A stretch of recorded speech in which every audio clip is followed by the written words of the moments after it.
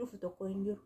Kunoo shamarran biyya Arabaatti thank you so much. Qabeenya guddaa kan baasaa jiru shamarran biyya Arabaatti. Qabeenya qaba jedhamu yeroo raachee laayifii irratti boossisan jechuudha. Laayifii irratti seenee raachee boossisanii waan Haacaaluudhaan jedhame tokko yaadadhe jechuudha. Sabni keenya gaafa achitti ga'u waan xinnoodhaan fuudhee mataarra si ka'a, achi immoo waan itti isaa goote sana irraanfatee lafatti si dabalaa jechuudha. Bakka akkasidha. Waan xinnoo tokkoon ol si fuudhu, waan xinnoo tokkoon gadi si fuudhu jechuudha. Raachee immoo too dhiisanii dhugaa Waaqa nama haadha abbaa humaa hin qabne, nama qobaa guddate, nama too firri hin qabiin guddate, osoo maqaa isaa dha'uu baatan sagalee ta'uu baate, jireenya mataasaaf osoo jiraate gahaadha dhugaa. Ofii masaaf osoo jiraate gahaadha. Namni tokko yoo saba tokko keessa hir'ate hinuma hir'ate malee wanti dabale hin jiru. Osoo garuu cal jedhee ofii isaatiif jiraate, jireenya mataasaa jiraate baay'ee gaariidha. Osoo Haacaaluu waanuma tokko dubbachuu baate jireenya mataasaa jiraateera ta'e Haacaaluun jira jennaa jechuudha. Ijoollee isaatiif, maatii isaatiif jira jedhama. Yeroo sana maal jedhan Haacaaluudhaan? Nagaan siniif haa ta'u kabajamtoota hordoftoota fayyoo jaalalaa akkam jirtu nagaa keessanii. An nagaa koo galata Waaqaa ta'u na keessa deddeebi'e baay'ee dhugaa Waaqaa jechuudha. Na keessa deddeebi'e Haacaaluun miidiyaa irraa badee jennaan inni bakka jireenya mataasaatti jiraatee daldalas eegaleera, waan tokko hojjeta. Garuu miidiyaa irraa badee malee mucaa waanuma ta'e tokko hin qabu, waan godhes hin qabu. Booda Haacaaluun hin bitame. Sababa kanatti barkaan gatiin koo qaaliidha kan inni jedhe. Saba koof qaaliidha kan inni jedhe jecha kana deebise hin bitame waan jedhaniif bitameetu Haacaaluun bitameetu kan inni callisee jedhan.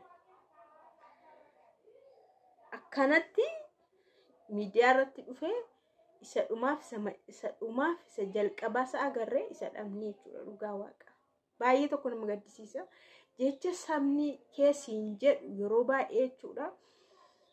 Bakka waanuma tokko siin qusatu jechuudha. Hin bitame. Nama akkanattiin yeroo kamittillee jechuudha seenaan isaa hin dhokanne.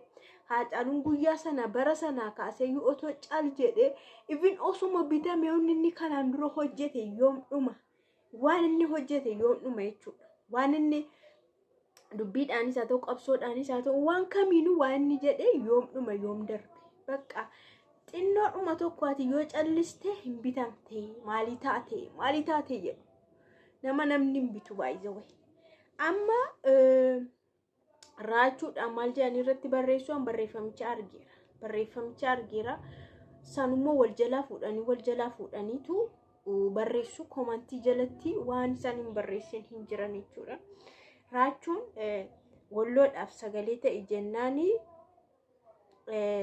folowariin koo habashootadha baay'inaani. Kanaafuu na jalaa hir'ata jedhanii suuraa isaa faana barreessanii jechuudha. Isaan kunis isaan sunis warri kaan immoo dhufanii jalatti inni duraanuu jaradha. Warri kaan immoo guyyaa nudha halkan jaradha. Duraanuu hin amanamuun waan isaan hin xeebne hin jiru bakka. Mataa barbaadu.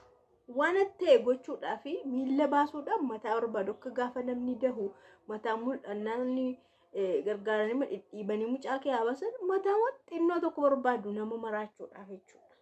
Mee Adawaa irratti eenyutu Haacaaluu fakkaachuudhaaf uffata sana uffate? Waanuma biraayyuu haa ta'u eenyutu aktii godhe? Nama jarri du'aa isaallee jibbanii du'aa isaallee arrabsan jechuudha. Eenyutu aktii godhe uffata uffate? Yeroo hundaa eenyutu aktii godhas? Eenyutu yeroo hundaa dubbatas? Sabni keenya waan tokko itti hin yaadu jechuudha. Mucaa kana immoo irraa yoo goranoo dhugaa Waaqa maaliif rakkisu maaliif boosisu? Jireenyi mataa isaayyuu kan isaayyuu qofummaan isaayyuu reefu keessaa bahee bayyanatee namatti dabalame nama quufee hin guddanne dabar nama akka fedhetti hin guddanne dabar nama qofaaf guddisee dabar nama kana sagalee ta'u isaafu sagalee ta'udha darbanii dhugaa Waaqa Osoon miidiyaarra guyyaa tokko guyyaa lama dhaba eessa dhaqee mucaan kun jedhanii saafuu sagalee ta'u isa barbaadudha isa jabeessuudha isa jireenya isaa irratti dhidhiibanii jabeessuudha dhugaa waaqa. Akkanumatti nuuf haa jiraatu bakka. Akkanumatti haa jiraatu. Namni yoo fuxxu jedhee deemee waan barbaade godhe yoo hidhamee yoo reebamee yoo waan ta'e malee hin ta'u jechuudha. Jammar afaaninis wanti dhufu hin jiru bara. Afaanin wanti boowamee ashaangulitii boo'ichaati wanti dhufu tokko hin jiru. No, shamarran biyya Arabaatti thank you so much. Qabeenya guddaa kan baasaa jiru shamarran biyya Arabaatti. Qabeenya qaba jedhamu. Sabni qabeenyan qaba jedhee yoo dubbate shamarran biyya Arabaa qaba dhugaa waaqa. Kan suuraa hin maxxansine. Kan ashaangulitii boo'ichaa hin boonye. Kan gargaaraan nan kash godhanii itti kennan. Saba kanas kan barbaachisu kash gootee itti kennuudha jechuudha. Anama guyyaatti suuraa 100 toon poostii godhaa olee 0.5 jireenya saba walloo irratti hin dabalu. 0.5. Osoo akkanatti laayifii galee boo'ee humaa tokko isaan irratti hin dabalu. Ashaangulitti boo'ichaa bu'aa ol humaa tokko isaan hin dabalu. Garuu waan hin qaburraa isaaniif sheeriyyoon godhe inni kun isaan fayyada jechuudha. Warreen afaaniin hololtu zim jettee as deemtee achi deemtee boossutu yeroo tokko akkasti nama boossisaa jechuudha dhugaa waaqa. Mee sabni kee yoo akkanatti sirratti duulu maaltu sitti dhaga'ama? Namoota baay'eedha barkan akkastiin sabni yeroo itti duulu eenyummaa isaa dhiisee iddoo biraa deemu. Eenyummaa isaa dhiisee jechuudha. Nama akkatti sagaleensa dhaga'amu, nama akkatti beekamtii argate jabeeffatanii qabatu malee osoo wanni balleesseeyyuu maal miidiyaa irratti gadi baanii akkasirratti ta'u. Wal nyaachuu miidiyaa irratti isarratti lola banuu. Garee uummatanii irratti banuun asiinni kaan suuraa eeksii godha asiinni kaan irratti barreessaa kun duraanuu maaliidha jedha waan seenaan isaa akka jiru seenaa isaa qorate akkasti dhugaa waaqa baay'ee tokko nama gaddisiisa jechuudha. Baay'ee nama gaddisiisu. Bakka kan Haacaaluudhaan jedhametu na keessa dhufe jechuudha. Yeroo isaan akkas jedhanii isarratti ka'anii jechuudha. Mucaan kun raacheen immoo otoo isaa danda'ameeyyuu inni tun hin qabu malee kennaa sana yoo qabaatanidha. Yoo jalqabuma waan sana qabaattee akka nama tokko taata malee nama sana immoo hin taatu. Akka sana taata malee akka nama sana hin taatu. Otoo duruma dandeetti qabaateetiin akka Haacaaluu ta'uufidha. Yeroo hundumaa jechuudha. Sila aktii kan inni godhu. Garuu Haacaaluun tokkittiidhumadha. Yoo olis baate gadis baate qofaadhuma isaati jechuudha. Dhugaa waaqa. Uummanni keenya hin baratu. Jecha namaan jedhullee hin baratu. Waan amma ergi inni du'e wanti sabni kun jedhe nama baay'ee guggube jechuudha. Hin bitame jedhan jechuudha.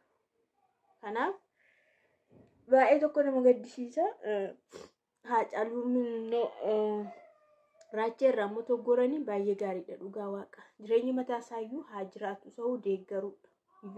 Wal gargaaranii akka inni nama guddaa ta'uufu isa gargaaruudha. Nama jireenyi guggubee wanti hundumtuu irratti dabaree wal dabarsee guyyaa har'aatiin gahe. Saban qaba yeroo sabni kee akkas yeroo sitti garagalu baay'ee tokko nama gaddisiisa.